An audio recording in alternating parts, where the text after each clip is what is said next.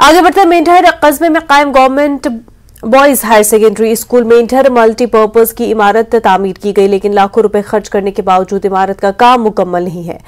इस सिलसिले में स्कूल के तलबा और असातिज़ा का कहना है कि हम चाहते हैं कि इमारत का काम जल्द से जल्द मुकम्मल किया जाए ताकि इमारत को इस्तेमाल में लाया जा सके।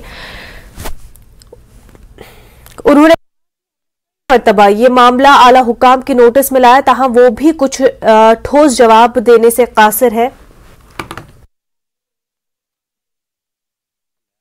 तो पहले वो सी कोई 14 लाख, ये 27 लाख का प्रोजेक्ट था जब 2018 में ये सैंक्शन हुआ।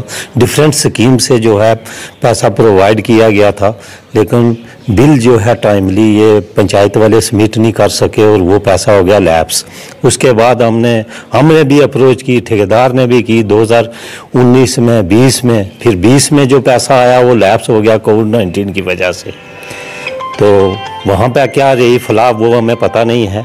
तो अभी जो है ये 2022 में जो है 6 लाख रुपया उन्होंने रिलीज़ किया है। पेंडिंग लाइबिलिटी जो 457 की थी वो ठेकेदार की क्लियर हो गई है, और बाकी जो DPR है नियर अबाउट 37 लाख का उन्होंने तैयार कर दिया है, और वो प्लानिंग डिपार्टमेंट में उन्होंने सबमिट भी कर दिया। अब इसका काम शुरू होने वाला है, चूँकि इसका लेंटर पड़ा था शायद 2019-20 में, उसके बाद इसका काम नहीं हुआ। ये हमारा जो multipurpose hall boys higher secondary school Mendhar का है।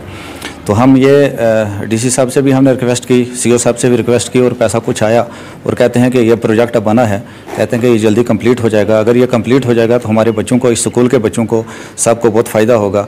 जितनी भी हमारी मीटिंग्स यहाँ पे हो सकेंगी आसानी से।